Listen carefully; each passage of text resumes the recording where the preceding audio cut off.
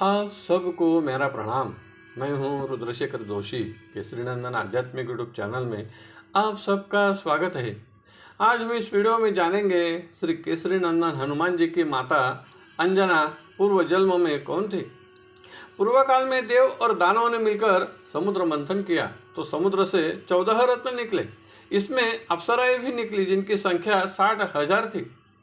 इसमें रंभा, उर्वशी, मेनका इनका ही वर्णन पुराणों में मिलता है। लेकिन इन्हीं अप्सराओं में से एक थी जिनका नाम था पुंजिकस्थला। वह सुंदर तो थी लेकिन उसे नृत्य कला के साथ साथ गायन कला भी अवगत थी। इनका मधुर स्वर होने के कारण इन्हें सुकंठी ऐसा भी कहते थे। यह इंद्र दरबार में जब नृत्य करती थी तो वायुदेव वादक के रूप में उन्हें साथ देते थे। इसी कारण वह मन ही मन वायुदेव से प्रेम करने लगी थी। लेकिन अप्सराओं को किसी से प्रेम करने की अनुमति नहीं थी। यह बात नारद मुनि जी ने जान ली और पुंजिकस्थला और वायुदेव से कही दी, आप ऐसा न करें, नहीं तो जल्द ही आपको पृथ्वी पर शापित जीवन जीना पड़ेगा। यह नारद जी का वचन सुनकर वह बड़े उदास हो गए और कुछ ही दिनों में ऐसा ही हुआ। पुंजिकस्थला नृत्य कर रही थी, वायुदेव वाद्य बजा रहे थे, लेकिन यह कार्य ठीक से न होने के कारण पुंजिकस्थला से 2-3 बार गलती हो गई। तो इंद्रदेव क्रोधित हो गए और वायुदेव से कहा, आज तुम ठीक से अपना कार्य नहीं कर रहे हो, जिसके कारण पुंजिकस्थला का भी मन विचलित हो रहा है। उसने भी गलती कर दी। इंद्रदेव ने स्वर्ग से दोनों को बहिष्कृत कर दिया। तब उनके मन में यह विचार आया कि नारद मुनि जी ने सही कहा था। अब पृथ्वी पर उन्हें कहाँ खोजे। दोनों ही वन में मार्गक्रमण कर रहे थे तो उन्हें एक आश्रम दिखाई दिया। वह मतंग ऋषि जी का आश्रम था, जहाँ शिवजी का तेज तत्व वहाँ के यज्ञ कुंड में सुरक्षित था। उस पर पुंजिकस्थला की दृष्टि पड़ गई। यह मतंग ऋषि जी ने जान लिया और क्रोधित हो गए और कहा, आपने बिना पूछे इस आश्रम परिसर में कैसे प्रवेश किया? तुरंत निकल जाओ। दोनों ही निकल गए। आश्रम के पास ही एक जलाशय था। वहां जल में उतरकर हंसी मजाक करने लगे और एक दूसरे पर जल छिड़कने लगे। तब मतंग ऋषि जी का माध्याह्न स्नान करके संध्या करने का समय हो गया था और वह जलाशय में स्नान करने के लिए गए। तब पुंजिकस्थला और वायुदेव जैसे ही एक दूसरे पर जल फेंक रहे थे, तब मतंग ऋषि पर कुछ जल की बूंदे गिरी। तब वह फिर से क्रोधित हो गए और पुंजिकस्थला को उन्होंने तुरंत शाप दे दिया, तू अभी इसी वक्त वानरी के रूप में परावर्तित हो जा।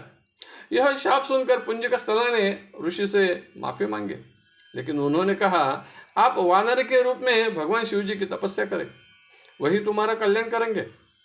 तब वायुदेव ने कहा, हे ऋषिवर, मेरा तो कोई दोष नहीं। तब ऋषि ने कहा, जिसने अपराध किया है तुम उसके साथ होने के कारण तुम्हें भी इसका परिणाम तो भुगतना पड़ेगा। तब वायुदेव ने कहा, हे ऋषिवर, मुझे तो इंद्रदेव ने पहले से ही अपमानित करके स्वर्ग से निष्कासित कर दिया है, इसलिए मैं पृथ्वी पर आया, मुझे क्षमा कर दे।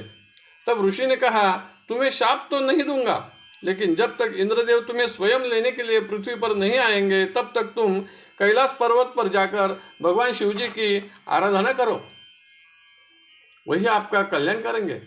तब वायुदेव कैलाश पर्वत पर तपस्या करने लगे और पुंजिकस्थला वानरी रूप में भगवान शिव जी की तपस्या करने लगे। और एक कथा है, एक बार ऋषि दुर्वासा इंद्रलोक गए थे। उन्होंने इंद्र से कहा, मुझे यज्ञ करना है, पूजन सामग्री की व्यवस्था करो। तब इंद्र ने कहा, आपको पूजन की सामग्री आपके समय पर मिल जाएगी। इंद्र ने यह कार्य पुंजिकस्थला को सौंप दिया। पुंजिकस्थला इतनी चंचलता से वह कार्य कर रही थी, जिसके कारण पूजन सामग्री को उनका पैर लग गया और सभी वस्तुएं इधर उधर हो गई। यह देखकर ऋषि क्रोधित हो गए और उन्हें शाप दे दिया, तू वानरी जैसा वर्तन कर रही हो, इसलिए तू अभी वानरी के रूप में परावर्तित हो जा। तब पुंजिकस्थला ने ऋषि से क्षमा मांगी। तब उन्होंने कहा, तुम पृथ्वी पर जाकर भगवान शिव जी की तपस्या करो, वही तुम्हारा उद्धार करेंगे। और पुंजिकस्थला शिव जी की तपस्या वानरी के रूप में करने लगी। कुछ साल बाद भगवान शिव जी प्रसन्न हुए और वरदान मांगने के लिए कहा। तब पुंजिकस्थला ने कहा, हे प्रभु, मेरा इस वानरी रूप के जन्म से उद्धार करो। तब शिवजी ने तथास्तु कहा और कहा, अब तुम प्राण त्याग कर दो। अगले जन्म में तुम अंजन क्षेत्र में कुंजर के घर जन्म लेगी, तब तुम्हारा नाम अंजना होगा।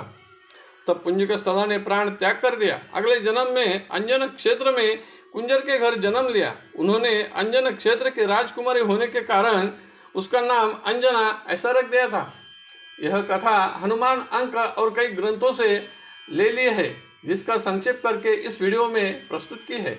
आपको यह कथा पसंद आई तो जरूर लाइक करें, शेयर करें और वीडियो के नीचे सब्सक्राइब शब्द पर जरूर क्लिक करें। धन्यवाद। नमस्कार। जय केसरी नंदन।